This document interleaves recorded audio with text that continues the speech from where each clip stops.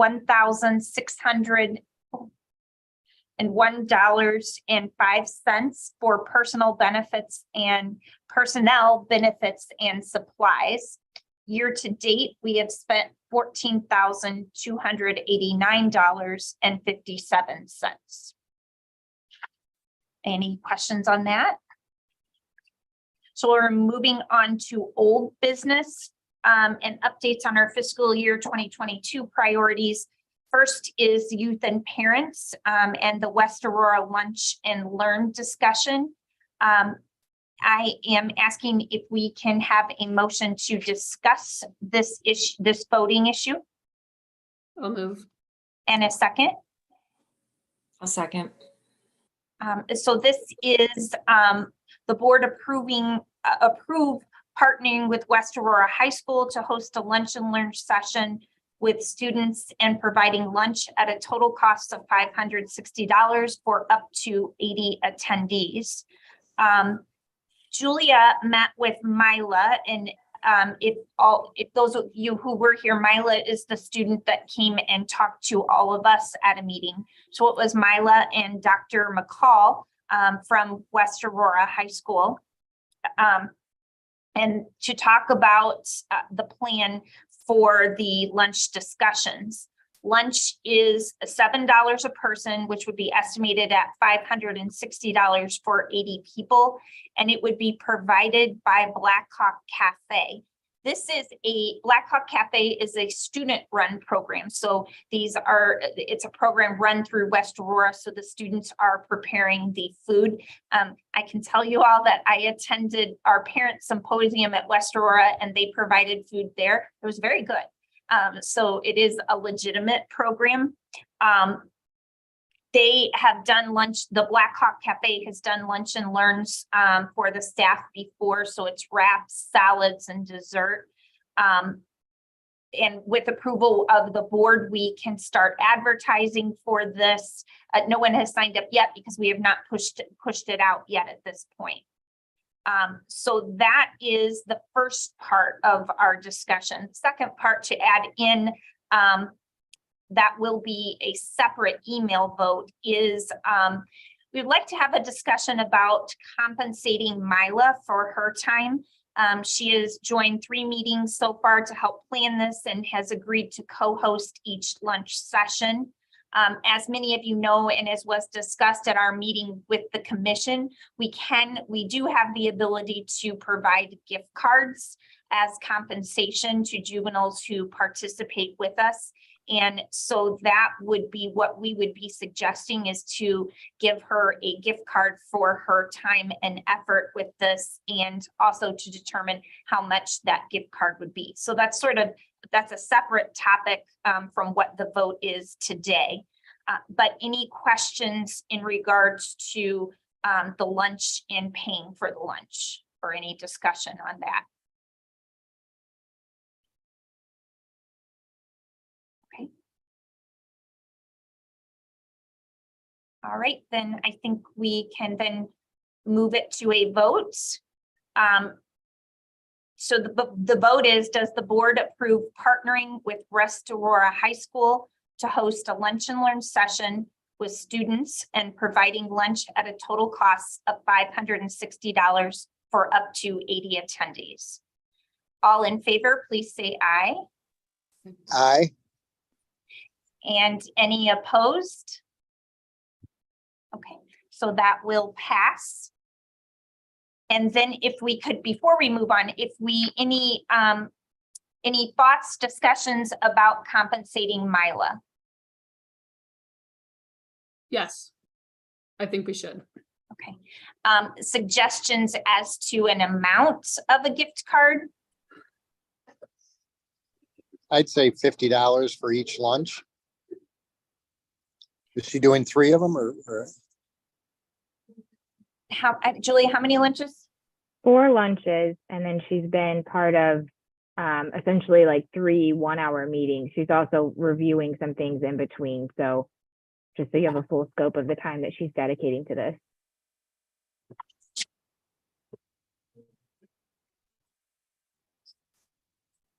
So you would, so Mike, your suggestion is 150 total, or? Well, now that she added that up, maybe like 350 total. Wait, $50 for each time she does a lunch or does a meeting. I don't know. I'm gonna sound cheap, but that seems excessive to me. Suggestions, Lark? I mean, let me clarify, what all does she have to do for each lunch? She's gonna kind of be our liaison or link, I guess, to between the professional world and the students. And so she has agreed she's gonna introduce everybody or do the introduction piece, kind of speak to her experience. And then as we go through the outline or the agenda, she has agreed to also continue to help facilitate that discussion and making it relatable to her peers and help push that along. So she's sort of our liaison. For those who have talked to students before, sometimes they don't talk and they just sit there looking at you. So she is sort of our liaison to help push the conversation and start asking questions to maybe get the other students involved. Okay. But she doesn't have to do anything to like set it up, create it, get the students there, any of that kind of stuff. She is working. Oh, sorry, Julia, go ahead. No, I was just going to say she's helping with reviewing the outline and informing what we're talking about, but she's not doing the promotional stuff. We're working directly with the school district and one of their graphic designers, basically, to do like the materials. But she has given us feedback on like the materials and what to include. And the total amount of time is the lunches run from like essentially noon to 1:30? No, they start at like 10:30 and they run till 1:50, I think. So it's like four just under an hour lunch session.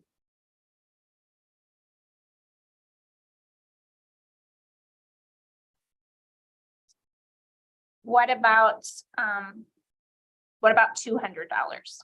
Yeah.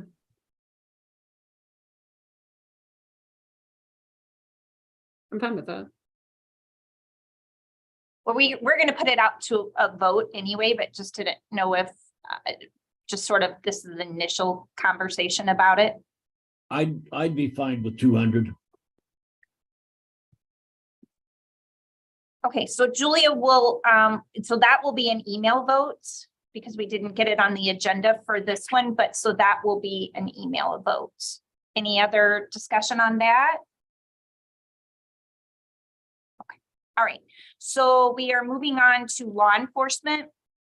So we have been Julia's counted now for a year now trying to get officers to do the juvenile justice jeopardy. And so our question that we wanted to put to the board is, should we just move on from this?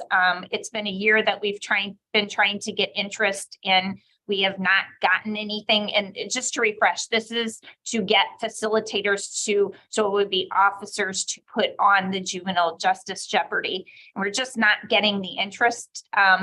We can continue to try, but we just wanted to put to the board what your feelings are, if we should just move on from this idea. I think at this time, that might be the best. I know agencies are really struggling with officers leaving, officers retiring. Everyone is short right now. So I don't know if it's the issue of they don't want to do it or they're just not physically capable because of everything else that's been loaded onto their plate. So I think maybe to pause it for a little bit, if we, to come back and revisit it, I think should remain an option. But I think right now, I don't know if we're going to get any more interest. Are there any agencies that are utilizing the program? FSA was. But are they still using it? That I don't know. I can ask if Cheryl's still running it. I have not heard.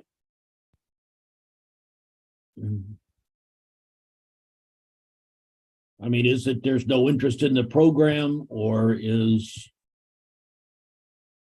putting it on too hard? Or do they not know how to administer it? Well, we were just trying to seek interest for, there's a training that goes with how to put it on. So we were just seeking interest to see if there were officers who would be interested in doing it. Yeah, from what I've seen, the game itself was really not that enticing. I don't think it really held the kids' attention. You know, I thought it was a great idea, but then when I saw it in action, I didn't think that it really came across. I don't know, am I wrong, or anybody else have an opinion on that? I never actually got to see it done. I don't know, Kristen, did you ever see it? No, I didn't get to see it done. I just had reviewed the emails and stuff, and talked at length with Eric about it. But otherwise, I'd never seen the game itself done. So I think maybe it sounds like we halt it for now. And if someone comes forward with interest, then we certainly can discuss it again. Isn't there an annual cost with the program? So our situation is a little bit unique when it comes to this. We were being offered this because they did a training for us last December with officers, and there was a miscommunication about the dates. So we got shorted a date. And so they had offered to train 5 officers in juvenile justice jeopardy to be able to take the game out into the community.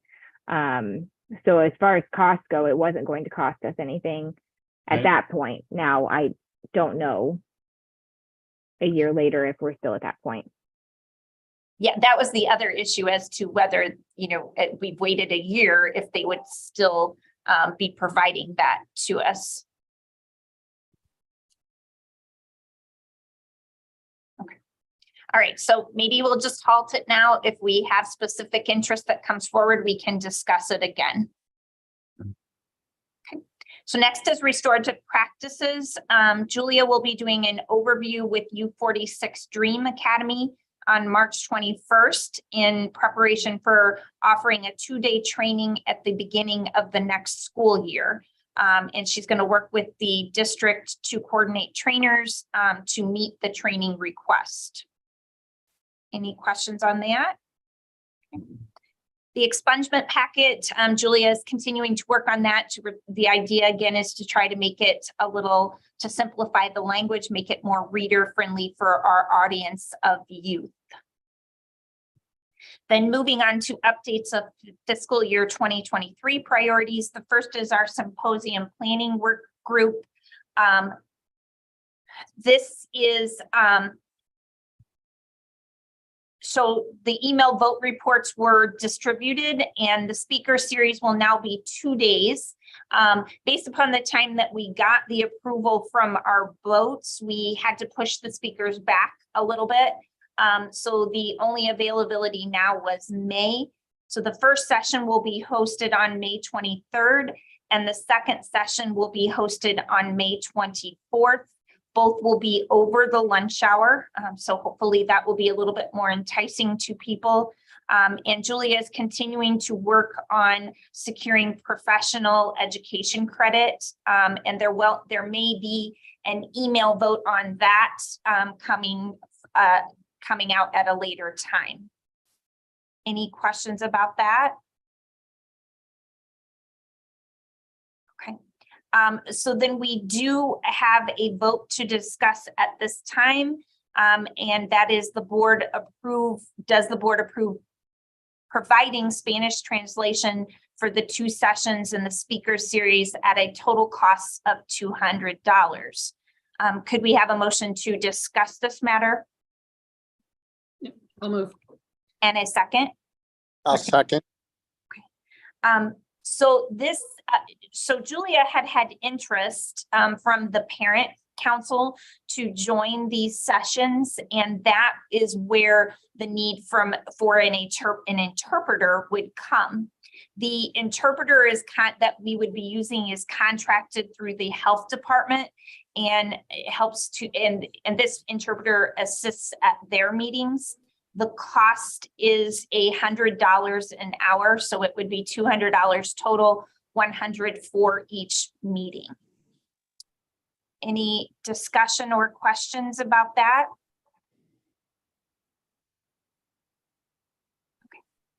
All right, then we will move for a vote. Does the board approve providing Spanish translation for the 2 sessions in the speaker series at a total cost of $200? All those in favor, please say aye. I, Any opposed? Okay, so then that will pass. And then moving on to the restructure work group. The work group is monitoring the formation of the newest work group, which is coming together to explore the station adjustment process and to develop a universal form that could be used throughout the county. So the work group, the restructure work group, determined that it would be best for us to help keep the focus on something tangible, and by separating into its own work group and extend the invite for the station adjustment process to the entire Juvenile Justice Council. Any questions on that? All right, and then racial and ethnic disparities. They are continuing. Actually, Julia, do you want to talk about this one? Yeah, so we've kind of been, I guess, providing an update the past couple of meetings about what the RED team is working on. We've been trying to narrow our focus on what data to really hone in on, what data points make sense. We looked at when we compare across the state where Kane County falls in terms of disparities at the 5 decision points. And so at our last meeting, we really kind of dove into discussing a different point of view and looking at how we're monitoring outcomes at the different decision points. And basically, are we seeing the intended impact that we're hoping to with the interventions that are being put into place at those different decision points, acknowledging that this is not something that is easily and or usually tracked. So we really just had more of an in-depth discussion about that. And it was brought up sort of as a connection or link to looking at station adjustments. And then also looking at the data. When we looked at the data and the referrals that were coming into court services, there was one particular department that had a significant decline in the number of referrals coming to court services, and that was Elgin. And so there was the idea to talk with Elgin to see what it is that they were doing at the arrest level to keep kids out of the system, and really explore the options or resources that they were utilizing, acknowledging that they had their numbers of referrals between, I want to say it was like 2017 to 2022 had really come down in the number of kids they were sending to court services, which then would push them further into the court system. So that's where the RED team work group kind of left off, and we're waiting to also see what was going to happen with the station adjustment work group. So there's going to be some connections and links going forward, so we aren't duplicating efforts, but that's where we're at. Any questions on that? Okay, the IRJEC, they did not have any work group meetings this month, but are meeting later in the month as a large committee. But they did have those that are involved with the technical assistance. Those groups did meet to discuss the next steps in that process. The adolescent domestic battery work group, we are still, our next step is to talk to a member of the legislature, and we are trying to set up a meeting with Representative Matt Hansen. So we are a little bit on hold right now, trying to get that set up. And then fiscal year 2024 grants. So the current priorities are to continue in our grant application. So that's restructure, RED, youth involvement, restorative practices, training and consultation, adolescent domestic battery, and the station adjustment form. And when Julia has been looking at this, it does not appear that any of these would take much additional funding and are not likely to take additional funding outside of the coordinator's salary. So what we're trying to look at is, are there additional priorities or ideas where funding could be used to temporarily fulfill a gap? And are there training needs that the funding could be used to supplement cost? So one thing to keep in mind in regards to our funding and our sort of parameters for our funding, the commission has indicated that we should be focused on using our funding for structural changes and not necessarily to pay for programming.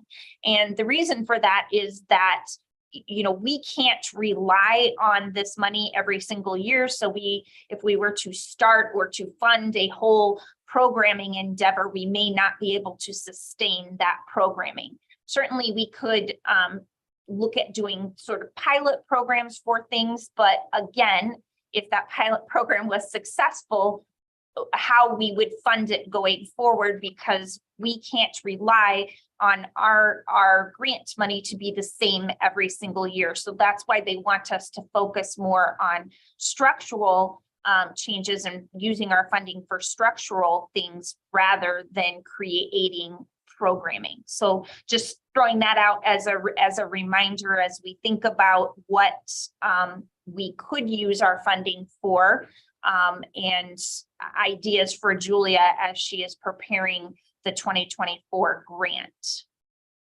So I don't know if anyone has thoughts right now, or would like to speak to Julia separately later on. Certainly that is something that she's looking at now. And so it would be good if we could have a discussion about it either individually with Julia or as a whole. Thoughts, ideas?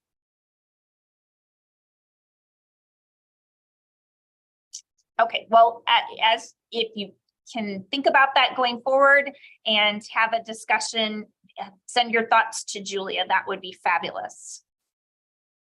Okay, then on to new business. As we've already discussed, we have a new workshop group, and that is the station adjustment form development.